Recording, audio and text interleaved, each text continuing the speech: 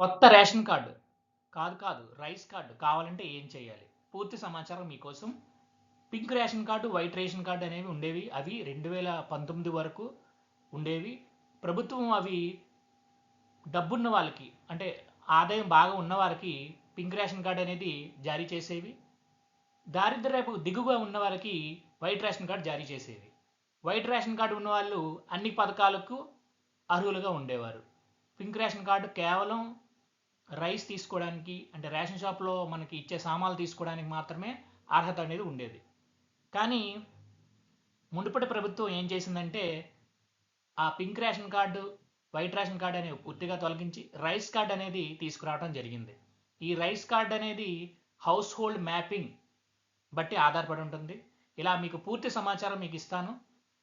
దయచేసి మా సచివాలయ ఇన్ఫో ఛానల్ని సబ్స్క్రైబ్ చేయండి, ఈ వీడియోని షేర్ చేయండి, అలాగే లైక్ చేయండి. మీరు ఎంత లైక్ చేస్తే వీడియో అంతమందికి ఫార్వర్డ్ అవుతుంది. తప్పకుండా లైక్ చేయండి, మీకు మరింత సమాచారం ఇస్తాను. కొత్త రేషన్ కార్డు, అదే రైస్ కార్డు మనకి ఇప్పుడు కావాలంటే ఏం చేయాలి? ఇక్కడ 2 కేసులు ఉన్నాయి.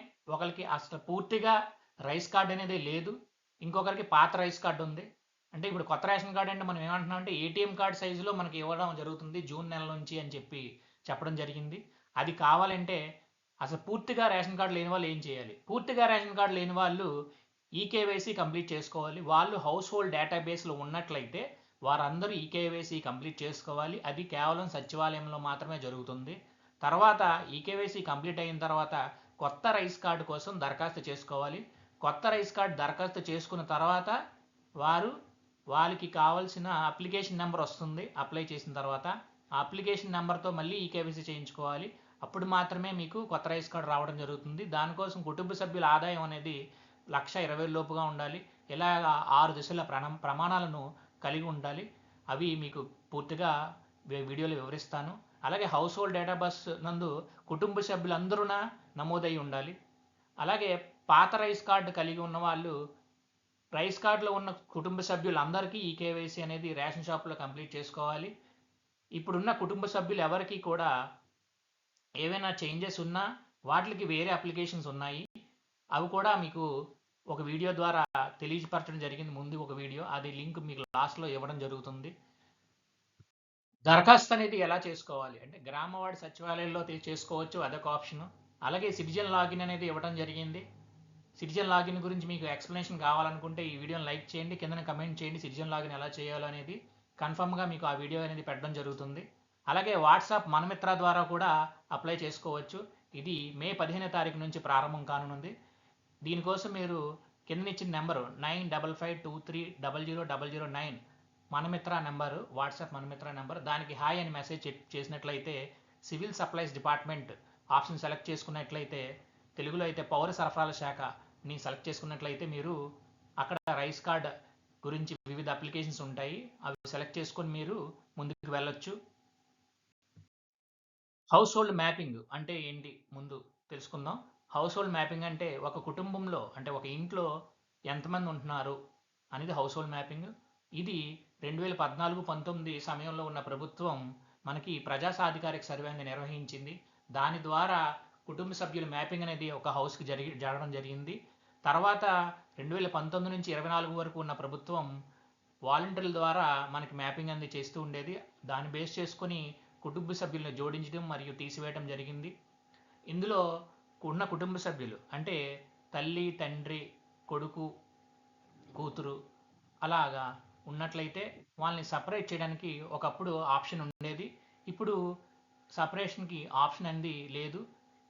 ఈ కుటుంబ సభ్యులందరికీ కలిపి మనకి 6 అంచెల ధృవీకరణ అనేది జరుగుతుంది. ఆ 6 అంచెల ధృవీకరణ అనేది ఎలా ఉంటుందో ఇప్పుడు చూద్దాం. 6 అంచెల ధృవీకరణ అంటే 6 దశల ప్రమాణాలు కలిగి ఉండాలి, అంటే 6 స్టెప్ వాలిడేషన్. మొదటిది ఏంటంటే ఆదాయం నెలకి 10,000 రూపాయలు అయి ఉండాలి పల్లెల్లో అయితే, పట్టణాల్లో అయితే 12,000 రూపాయలు లోపల ఉండాలి. దీనికి అధికంగా ఉన్నట్లయితే మీకు రేషన్ కార్డు అనేది వర్తించదు. అలాగే వ్యవసాయ భూమి అనేది వెట్ అంటే మాగాని 3 ఎకరాల లోపు ఉండాలి, అదే మెట్ట అయితే 10 ఎకరాల లోపు ఉండాలి. అలాగే హౌస్ హోల్డ్ మ్యాపింగ్లో ఉన్న ఏ ఇంటి సభ్యులకు కూడా ప్రభుత్వ ఉద్యోగి అయి ఉండకూడదు. అలాగే హౌస్ హోల్డ్ మ్యాపింగ్లో ఉన్న ఇంటి సభ్యుడికి 4 చక్రాల వాహనం, ట్యాక్సీ మరియు కమర్షియల్ వెహికల్స్ ఉండొచ్చు కానీ లగ్జరీ వెహికల్స్ అంటే కారు లగ్జరీ వెహికల్గా పరిగణిస్తారు, కాబట్టి కార్ అనేది ఉండకూడదు. అలాగే హౌస్ హోల్డ్ మ్యాపింగ్లో ఉన్న ఏ ఇంటి సభ్యుడు కూడా ఆదాయపు పన్ను అనేది కట్టి ఉండకూడదు. అలాగే హౌస్ హోల్డ్ మ్యాపింగ్లో ఉన్న ఏ ఇంటి సభ్యుడు కూడా పట్టణ ప్రాంతంలో 1000 చదరపు అడుగులు మించి ఉండకూడదు. అలా ఉన్నట్లయితే మీరు అనర్హులు. ఈ 6 ప్రమాణాలను కలిగి ఉన్నట్లయితేనే మీకు రైస్ కార్డ్ అనేది వర్తిస్తుంది, లేకపోతే రైస్ కార్డ్కి మీరు అనర్హులు. ఇది హౌస్ హోల్డ్ మ్యాపింగ్లో ఉన్న ప్రతి ఇంటి కుటుంబ సభ్యుడికి చెక్ చేయడం జరుగుతుంది. దీనికోసమే ఈ కేవైసీ అనేది తీసుకోవడం జరుగుతుంది. మీరు అందరూ తంబు వేసిన తర్వాత, ఇంట్లో ఉన్న సభ్యులందరూ తంబు వేసిన తర్వాత ఈ డేటా అనేది వివిధ డిపార్ట్మెంట్లకి షేర్ చేయడం జరుగుతుంది. ఆ డిపార్ట్మెంట్ అంటే ఇప్పుడు ఇన్కమ్ ట్యాక్స్ డిపార్ట్మెంట్కి, అలాగే ఆర్టీఏ రోడ్ ట్రాన్స్పోర్ట్ అథారిటీకి, అలాగే మున్సిపల్ డిపార్ట్మెంట్కి, అలాగే గవర్నమెంట్లో ఉన్న డేటాబేస్ ప్రకారం ఎవరైతే ప్రభుత్వ ఉద్యోగులు ఉన్నారో ఇవన్నీ చెక్ చేసిన తర్వాత మాత్రమే వారి రైస్ కార్డ్ అర్హత ఉన్నట్లయితే వారికి కొత్త రైస్ కార్డ్ అనేది జారీ చేయడం జరుగుతుంది. ఇప్పుడు ఫైనల్గా మనం తెలుసుకోవాల్సింది ఏంటంటే, ఆల్రెడీ మీకు పాత రైస్ కార్డు ఉన్నట్లయితే మీకు అర్హత ఈ 6 ప్రమాణాలను మీరు ఎలిజిబుల్ అయితే అప్పుడు మీకు కొత్త ఏటీఎం రేషన్ కార్డ్ అనేది మీకు ఇవ్వడం జరుగుతుంది. ఇందులో ఏది ఫెయిల్ అయినా సరే మీకు రేషన్ కార్డు ఇవ్వరు. అలాగే కొత్త రేషన్ కార్డు అప్లై చేసేవారు కూడా ఈ 6 ప్రమాణాలను మీట్ అవ్వాలి, లేకపోతే మీకు రేషన్ కార్డు అనేది ఇవ్వడం జరగదు. అలాగే నెక్స్ట్ మనం తెలుసుకోవాల్సింది హౌస్ హోల్డ్ స్ప్లిట్టింగ్. ఈ హౌస్ హోల్డ్ స్ప్లిట్టింగ్ అవసరం ఎందుకంటే తండ్రి ప్రభుత్వ ఉద్యోగి కావచ్చు, కొడుకు మరియు కోడలు ప్రభుత్వ ఉద్యోగులు కాదు, వారు రోజువారీ ఏదైనా పని చేసుకుని బ్రతికి ఉండే వాళ్ళు ఉండొచ్చు. వాళ్ళు స్ప్లిట్టింగ్ ఆప్షన్ కోసం చాలా ఎదురు చూస్తున్నారు. ఆ స్ప్లిట్టింగ్ ఆప్షన్ రాగానే మనం వీడియో అనేది అప్లోడ్ చేయడం జరుగుతుంది. కంపల్సరీ మీరు ఈ వీడియోని లైక్ చేయండి, షేర్ చేయండి, సబ్స్క్రైబ్ చేయండి మా ఛానల్ని.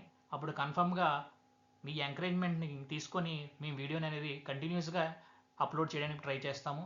Thank you one and all.